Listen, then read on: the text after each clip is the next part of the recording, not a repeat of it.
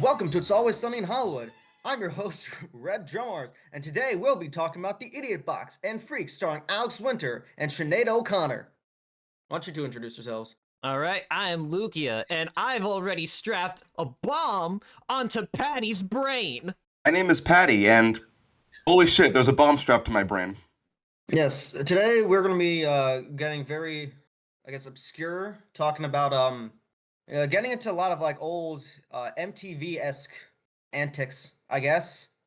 But I guess we have some news. It looks like first from you, Patty. Very briefly. Yes, we're getting freaked today. And speaking of freaky, let me ask you guys a question.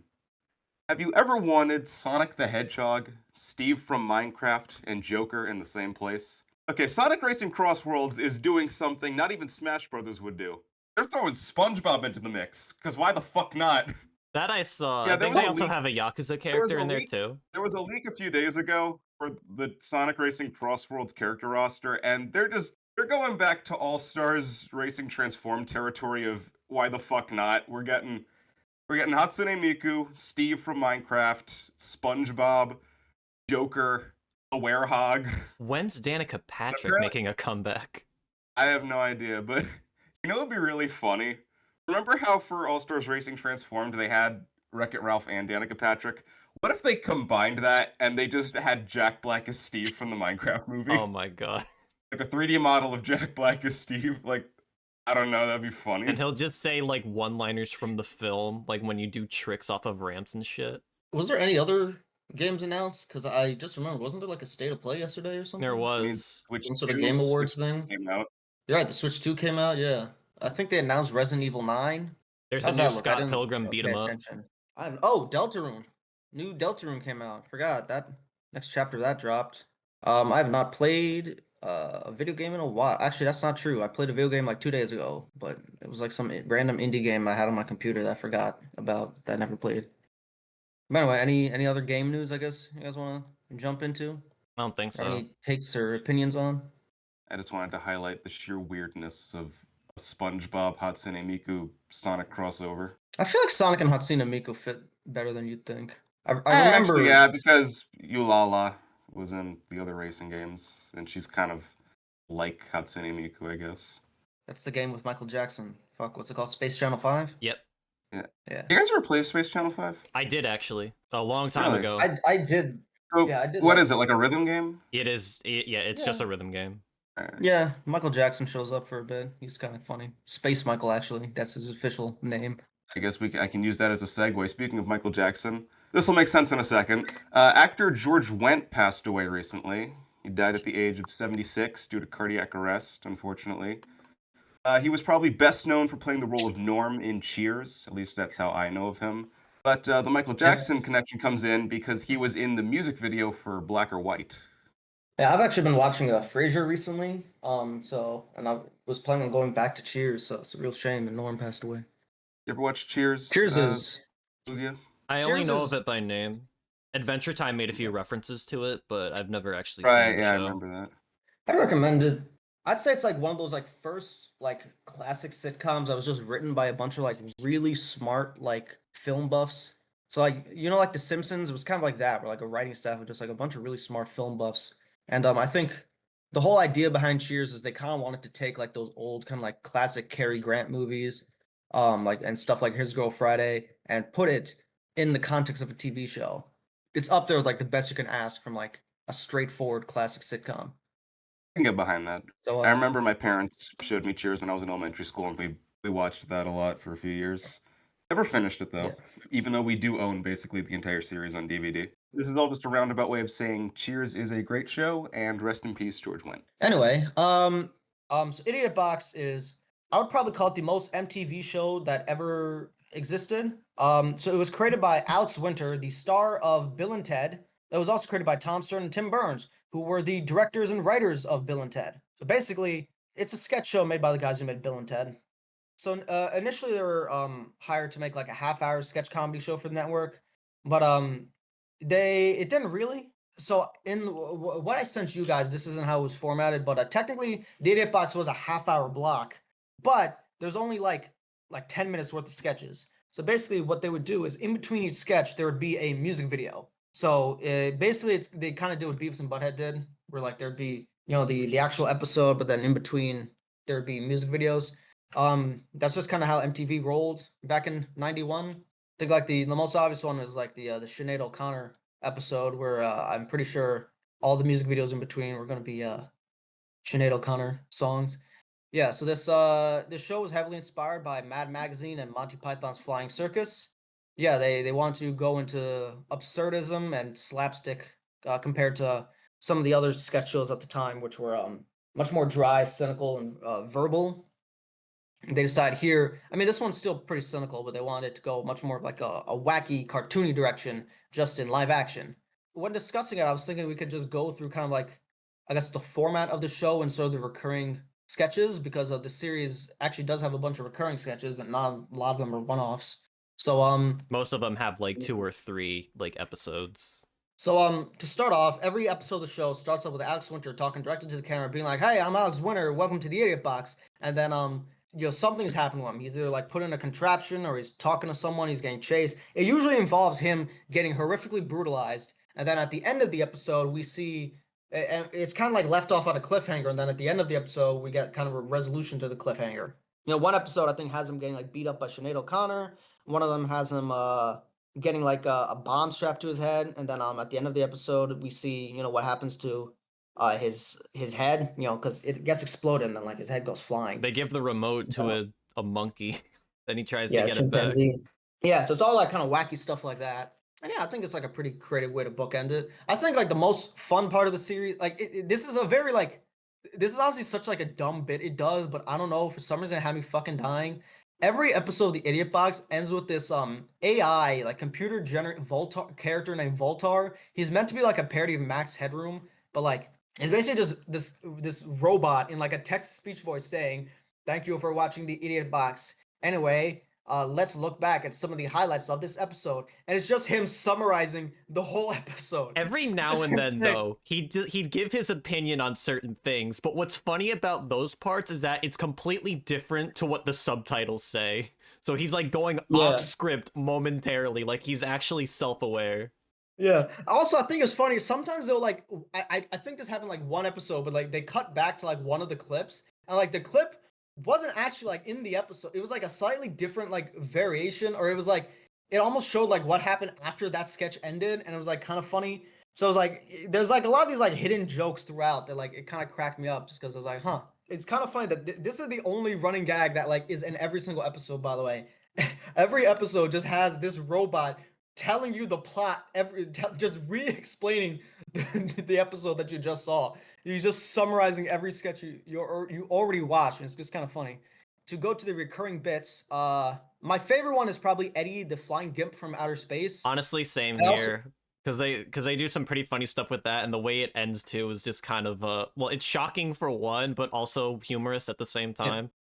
Particularly episode 2 and 3 are the funniest ones, Yeah. because the first one the first one is just meant to be like a parody of like those cheesy 50s sitcoms, where like it's meant to be kind of like a parody of like Mork and Mindy or Alf, where it's like, oh, we got this wacky little alien, and like it's just kind of like dumb as making fun of that kind of sitcom. But the funniest part is episode 2. Basically what happens is like Eddie's flying, is like, "Oh, Eddie, you're so fly," and like the son of the family is like, "Oh, I can fly too," so he jumps off the roof and breaks his legs, and he's like, "Oh my god, our son will never walk again, it's your fault, Eddie, you son of a bitch." And what Eddie decides to do is he decides to do what Superman did in the 76 movie, and he flies around the earth so fast that time gets reversed. But here's the thing: the punchline is that rather than saving the kid or preventing him from jumping, he just distracts the parents. So when the kid breaks his legs, Like he's not blamed for it in the slightest. yeah, he's not blamed for it. In fact, what he does is like he goads the kid on into jumping and breaking his legs, and then he flies to the parents and is like, "Quick, little Eddie broke his legs. Not Eddie, little whatever his name is. He broke his legs." And then they come and it's like, "Oh my god, our son will never walk again. But if it wasn't for you, Eddie, he would have died. Thank you, Eddie. We love you." And it's such a funny punchline. It's like I didn't expect it at all. And then episode 3, He just gets it just shot. it just opens with a guy being like, "Hey, so I was hunting flying geese and I accidentally shot your kid." And then it's like, "Oh damn, Eddie's dead."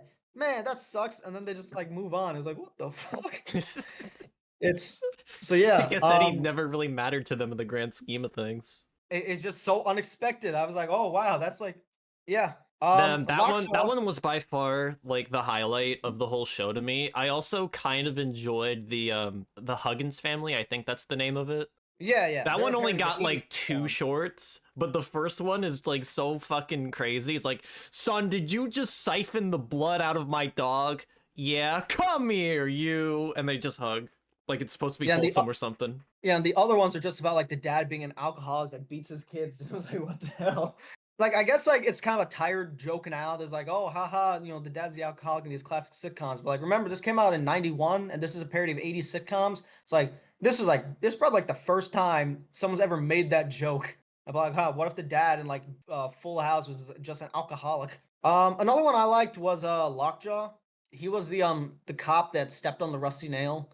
The funniest one was probably the last one where like it's trying to almost be like a PSA where it's like, all right, little boy, when those gang members tell you, just tell them no, Oh, and yeah. you just tell them this. Except Lockjaw can't speak, so the guy just starts like imitating like a guy whose jaw doesn't work, and they just beat the shit out of him. Also, I don't know if you guys noticed this, but the criminal in the opening of every Lockjaw episode is it's Flea from the Red Hot Chili Peppers. Oh, really? Yeah. I was like, huh, that's kind of funny. And speaking of which, like, they do this a couple times where they'll just have like random celebrities there, like Carol Channing and Sinead O'Connor. They both show up. I mentioned Sinead O'Connor just a few times because they had one episode that's like entirely themed around her, which is kind of funny. But she even shows up in like another episode in the William Willard Shrike sketches. I'm gonna be honest, the Willard Shrek sketches are probably my least favorite ones. That's the convenience store bits, right? Yeah, yeah. Yeah, I didn't care for those at all. They had some funny bits, but like I don't know. Isn't the whole point of the gag is that this guy is like doing an overnight shift and he's constipated and he really needs to use the bathroom, but he can't? Yeah, he's also just kind of like an asshole in general. Meant to be just like one of those classic, like, oh, I hate blah blah blah or whatever sketches. And yeah, I don't know. I thought that was kind of weak. I thought the Battle of the Bands one that was actually pretty funny. I like that one. That one I think only had like one or two also. What I thought was kind of funny. No, that was only one. Okay, that was just a one off. But I thought that was a funny sketch because mostly because of the sports commentary. So the gag with the Battle of the Band sketch is that it's not actual Battle of the Bands. It's they like just have like the musicians fight each other. And the first one's like a solo act versus an actual like band of like it's like a hip hop band or something. Oh no, they had a few actually, and more than one. But okay, sorry. Now I'm remembering. Okay, so basically it was on a football field. They basically have like the Booyah tribe, which is a hip hop group, fight off against famous musicians, and the two musicians they fought is Wilson Phillips and Jerry Garcia. The Jerry Garcia one was in particular really funny just because of the commentary. It's just like a football thing. Like one guy's just running for his life, and then they tackle him, and then they just start beating the ever living shit out of him. But they have like commentary that's like, some people think that Jerry Garcia should have prepared for this, but personally, I think that he stood no chance to begin with. Yes, if I was him, I would just fully indulge in my Slavic lifestyle. Very fun, like kind of like dry commentary. I also had like a bunch of like extra gags where for some reason every single guy's name there is a famous person. Like the commentator's name is like Meryl Streep, and they just like don't acknowledge that. But yeah, I'd probably say like the convenience store one was the weakest, and the second weakest was the Burrowing Bishop. I would That still one was say okay. the Bishop one has like some funny stuff. That one reminds me like that's the most like Monty Python one to me because it almost feels like he's doing like a Biggest Dickus impression. He's like, hello there, my name is Biggest. He was like, does my name amuse you? And they have this like sarcastic clown. Like that to me felt very Monty Python. And yeah, it was okay, but I definitely say it's like one of the weaker ones. Although I do think like the Burring Bishop, Lockjaw, and Eddie the Flying Gimp, those three are probably like the ones that I imagine inspired Freaked the most. Just because those are the ones that tend to like go more for like a wacky kind of character thing.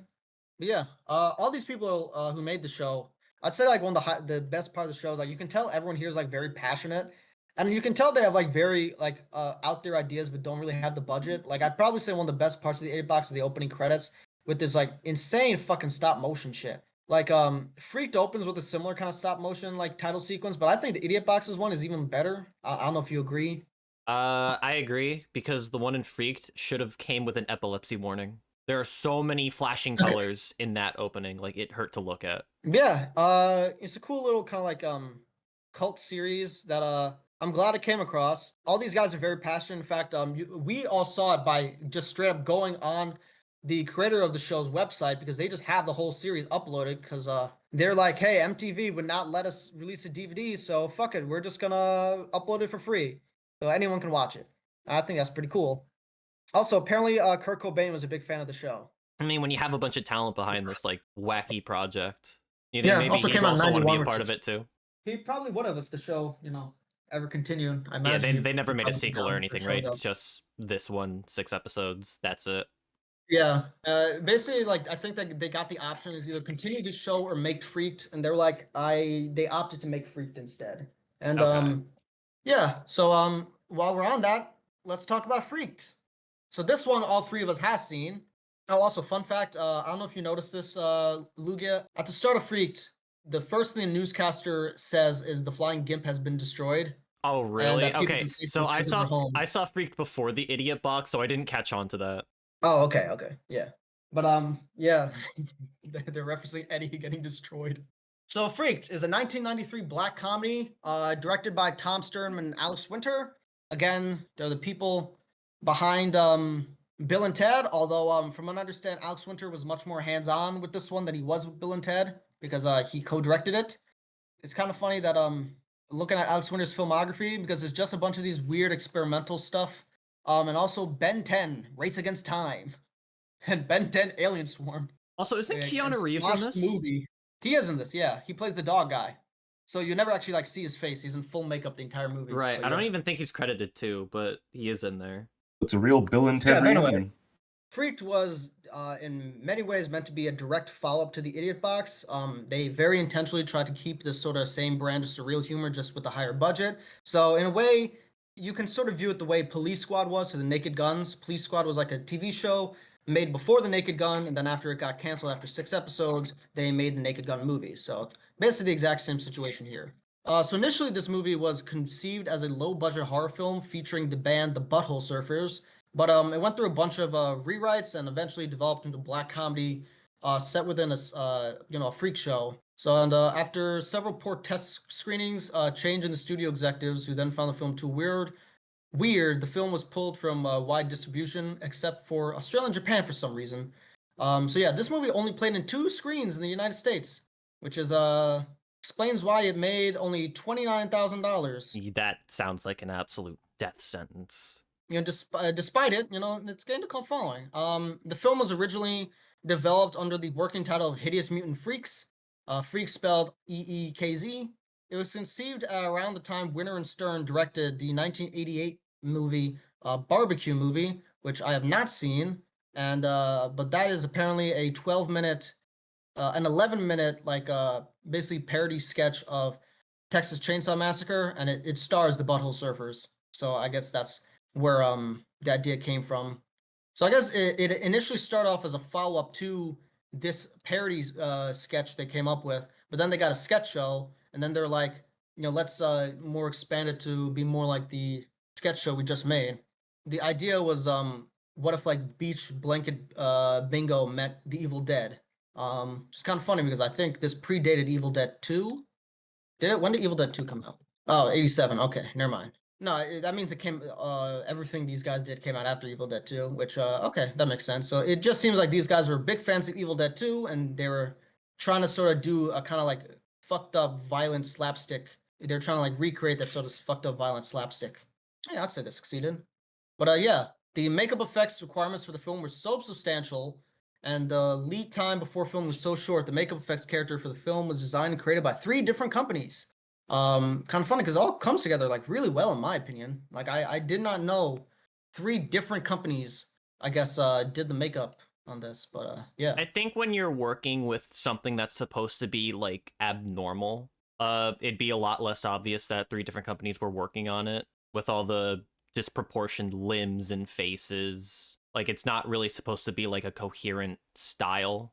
So basically, what I guess doomed the film was that during filming, Joe Roth, who I guess was the studio executive that like championed for this film, he left and replaced He was released by Peter Cherning, who did not like the film and did not like the fact that it had $12 million invested in it. So he cut the film's post production budget, which resulted in the soundtrack basically being eliminated. The soundtrack was meant to have a lot of MTV-esque music. Iggy Pop actually wrote an original song for the movie for the closing credits, and from what I understand, that got cut from the film. And a bunch of special effects was also cut down or eliminated together. Thankfully, none of the makeup effects were, because obviously like that was done in camera, that was done in pre-production. But any like CGI or After Effects stuff that they were gonna do in post, they couldn't do. So very unfortunate. But that's also why, remember kids, if you ever get a bunch of money, invest in practical effects, because they can take away your CGI, but they can't take away that. But yeah, in terms of critical reception, it received a mixed response. I believe it has a exactly 50% on Rotten Tomatoes, which means that half of them loved it, and half of them hated it. Entertainment Weekly and the New York Times considered it one of the best comedies of the year or of the decade, actually. And apparently the people behind Ren and Stimpy called it the funniest movie in years. Makes sense, actually. Nickelodeon. This feels very Nickelodeon. Also, apparently, this movie has a cult following, and I mean, this movie obviously has a cult following, and I'm part of it, obviously. But I'm from what I just getting your understand, thoughts out there now. Okay. yeah, but what's funny is that the cult following it has amassed is very recent, and it's been specifically attributed to the fact that Cinemassacre, Red Letter Media, and Nostalgia Critic have all made videos on it, and apparently all those videos like greatly increased Freaks profile. It's kind of funny. I actually heard about Freaks before some of these guys covered it, so I don't know if that makes me an OG, but that's Well, cool. where did you hear about it? Okay, I have no fucking idea how I heard about it. I think I heard about it from Twitter. Now that I think about it, yeah, I think I might have found it from like a Ren and Stimpy fan account. It was like, "Did you know that the creator of Ren and Stimpy thought this was the funniest movie in years?" or some shit like that. So I was like, "All right, cool." And like he posted screenshots from it. I was like, "That looks fucking insane." And that's what put it on my radar, I guess. I guess let's just go into a brief summary. So the movie's framing device is basically we learn about this former child star Ricky Coogan, and he gets interviewed by I think like Brooke Shields or something. Sky Daily, yeah, Brooke Shields is playing Sky Daily, and he's basically just recounting the story about how he got about this crazy fucked up thing he got involved with. So basically, he gets hired by the East. What's the name of the company called? Yes, Everything everything except except shoes. shoes. EEC. S. EES. He gets hired by this company called EES, which is the Everything Except Shoes company, to promote a new fertilizer called Zygrot 24. And initially he's hesitant, but there's a lot of money. But eventually they go to a South American town called Santa Flan, and he meets a fan that tells him not to promote the fertilizer, but he gets flown out the plane. This fan, he actually comes into the film later. But anyway, they arrive there, they meet a bunch of environmentalists, and they basically lie so they can get in the environmentalist pants. But eventually, the environmentalist, obviously finds out. But for some reason, she just kind of sticks around with them. And instead of just saying, "Yeah, take me home" or something, she's like, "Hey, look, a freak show. Let's go watch the freak show." And they go to the freak show, and they all get transformed into monsters. Honestly, the movie just kind of like a series of bits where like they just come up with like a funny gag, a funny character, and then they just do it. But I guess the general plot is just them, trying to escape from this freak show, and I guess defeat the Zyklon B kind of thing. Oddly, it kind of reminded me of like Toy Story 1 and 3, because like you got the freak shows in Toy Story, and then you got like the escaping thing in Toy Story 3. So yeah, but there's not really much to the plot. I don't think like this story was really what the movie is about. It's mostly just an excuse to tell a bunch of gags and have to a bunch of really creative special effects. So yeah, what did you guys think? I want to hear from Patty first. Okay. So, yeah, I have never heard of this movie before, and I had no idea what to expect going in. So, how would I describe Freaked? I think the best way I can put it, what if a Tim Burton movie had the tone and humor of The Naked Gun? It's a very strange combination, but honestly, I had a pretty fun time with this. It is Yeah, pretty you can go light on. in terms of story and characterization, but yeah, I think the humor is great. I think the makeup effects are incredibly impressive. I had a lot of fun with it. Going with this oddly remind me of that But movie you recommended, Better Off Dead. I feel like I don't think like I the can movies see are all that. that similar, but like there's something about like the specific tone it was going for. Like I forgot who said it, but a lot of people they kind of remember Gen X for like it's sort of like edgy, sort of like Nirvana type vibes. But I do think like it came to actual like and like Beavis and Butthead, that sort of like edgy, like South Parky type thing. But I do think like at the start of Gen X with like stuff like Better Off Dead, stuff like Pee Wee's Big Adventure, and like this. They had a much more like kind of cartoony sort of irreverent side to them, and I feel like this is very much leans into that that David Byrne true stories type thing. I can Yeah, see that. so it kind of gives me I like mean, that sort of like Stewie did kind wacky of sense of remind me of humor. Johnny in a way. The kid who There's just streams this, $2. yeah. He just randomly appears in the movie and then he gets hurt, like, but he comes Yeah. back. Like, I can get on board with that. I can see the comparison. Also, that Whoa, movie whoa, comes hold. out because it just felt like they wanted like every excuse to tell a joke. Like UHF, Austin Powers, it's like that brand of comedy. But You yeah, wanted go to say on. something, Lugia? Yeah, this should go into my thoughts too. So speaking of Stewie, some of my favorite moments in this entire film, and this is also going to the Naked Gun comparison as well, is like everything involving the airplane at the beginning. When Stewie's like, "You Airplane's used to be fucking. good. Why are you selling out?" And then Ricky's like, "I'm still good. Don't worry, Stewie." Then he gets hit by the fucking cart, and then Ernie and Ricky are like, "Yeah, take that, you little shit." And then he gets thrown Actually, out the fucking plane.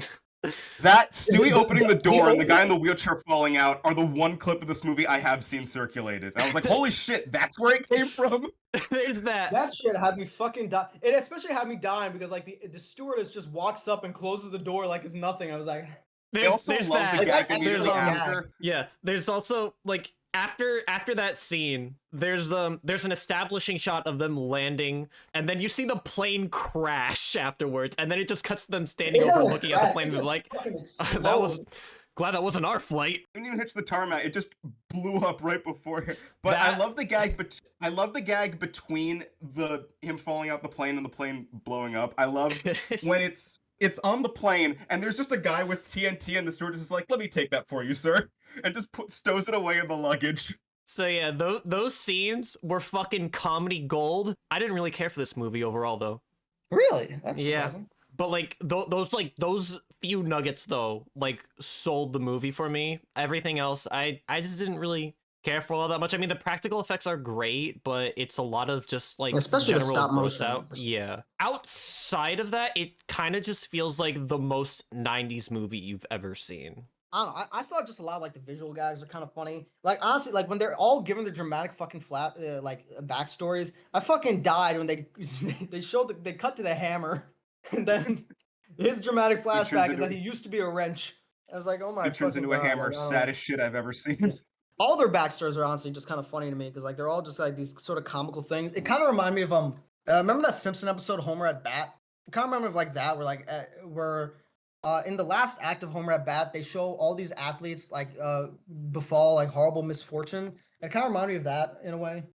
I did like the worm guy and how throughout the movie he just wants somebody to wipe his ass because he doesn't have any arms. Oh yeah, And I was that's really like hoping at the end of that's the a good movie. running guys. I was hoping at the end of the movie that would be resolved, but it doesn't.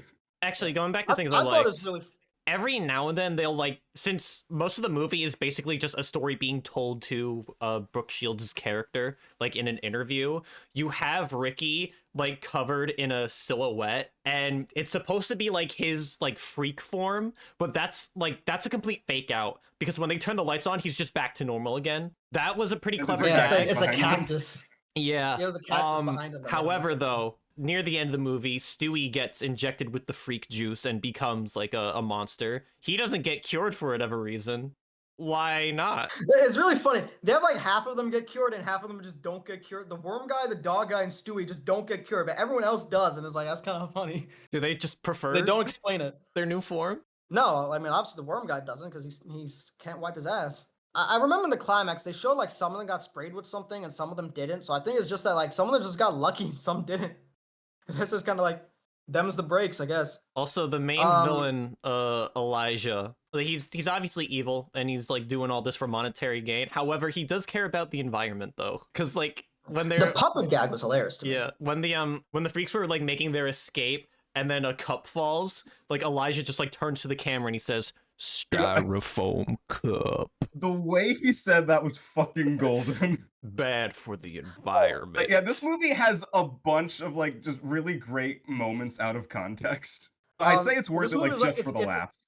okay, what I would say is this movie is like a sketch. It's like a sketch show in like movie form. Like it's not.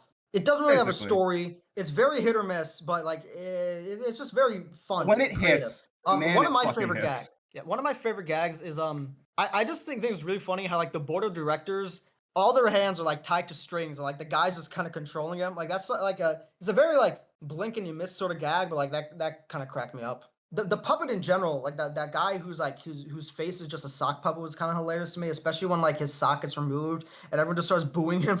He's like, guy's "He's a a hand!" It's just yes. The Shakespeare gag was also really fucking funny to me because one that reminded me like a Bill and Ted gag. Because one of my favorite things about Bill and Ted is that Bill and Ted is clearly written by guys who are very very smart. But they like dumb humor.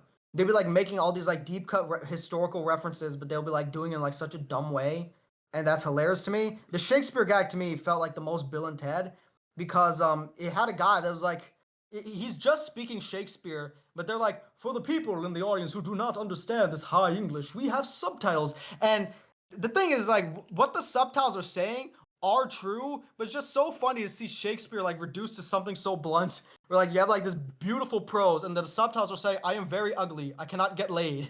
I was like, honestly, yeah, that is what the soliloquy does mean.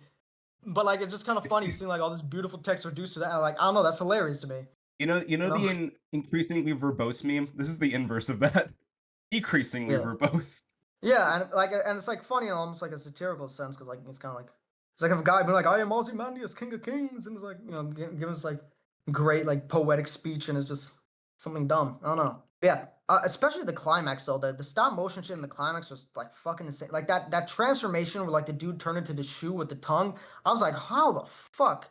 Because like I've seen like stop motion in movies before, but like I've never seen it like this smooth and this like so much like transformation and shit. I was honestly like, it was kind of like shocking. Like Stewie's transformation too was fucking insane. Like I was surprised by how good the puppetry was. Like I did not know puppetry could be that good. Honestly, that kind of like stop motion effects. Like even Jim Henson stuff. Like I feel like doesn't look that good This movie's sometimes. basically just an excuse to show off some really cool visuals and makeup and a bunch of random jokes.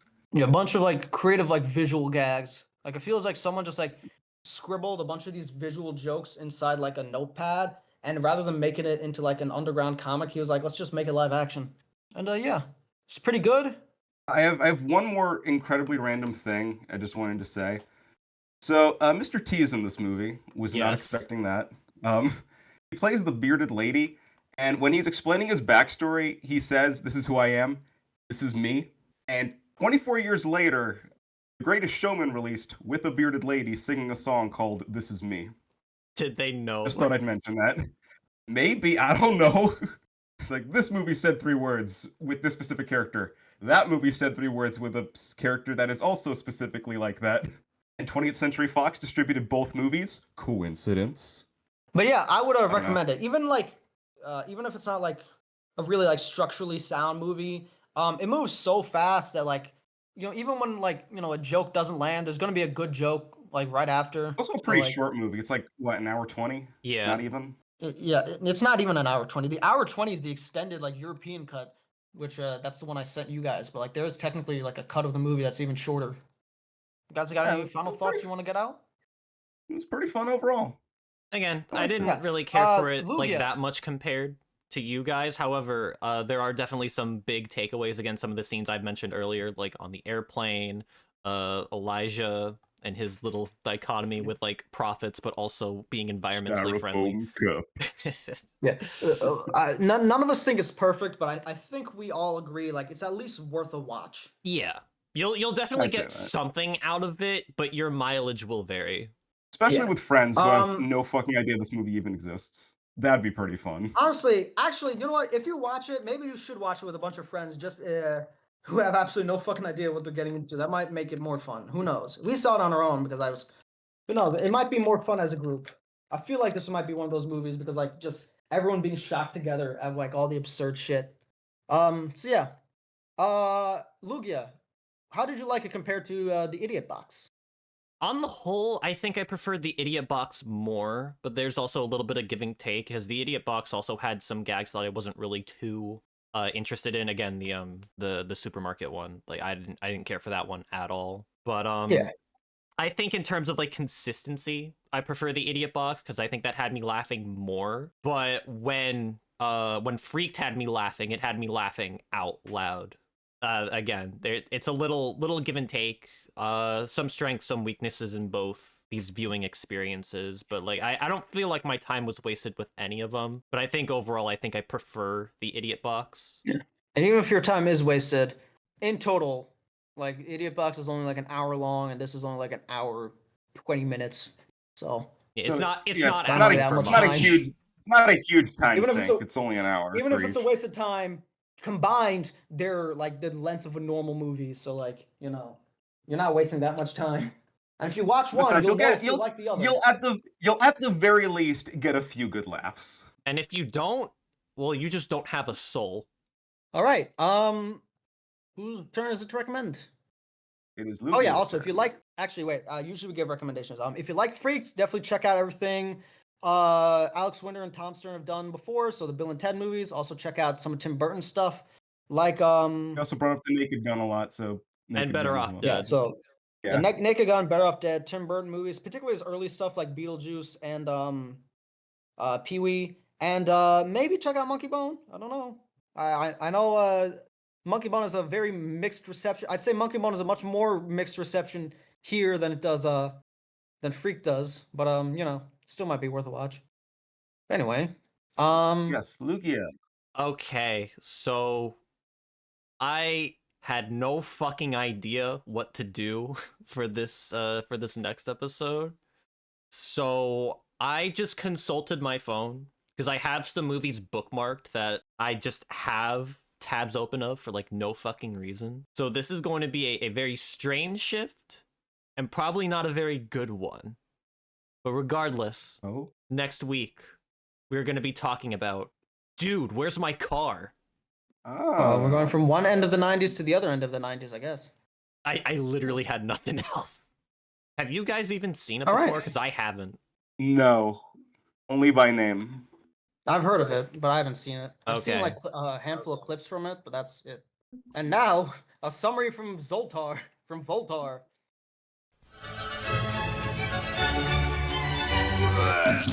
Hello, I am Valtar, the future of television announcing. Have you ever wondered what it's like to live outside of a screen? It's probably success. Now on to the highlights of tonight's episode of Always Sunny in Hollywood. First, the members of the podcast introduce themselves. I'm Lugia, and I've already strapped a bomb onto Patty's brain. Talking advertisements, then the moon. We're getting Hatsune Miku, Steve from Minecraft, SpongeBob, Joker, a Werehog. Why is a movie podcast talking about video games? Anyway, talking advertisements, then the Idiot Box. So Idiot Box is, I would probably call it the most MTV show that ever existed. Talking advertisements, then free. I fucking died when they they cut to the hammer, and then his dramatic flashback is into- that he used to be a wrench.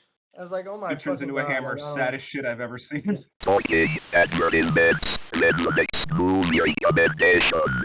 Dude, where's my car? Now it is time to conclude tonight's episode of Always Sunny in Hollywood. Goodbye.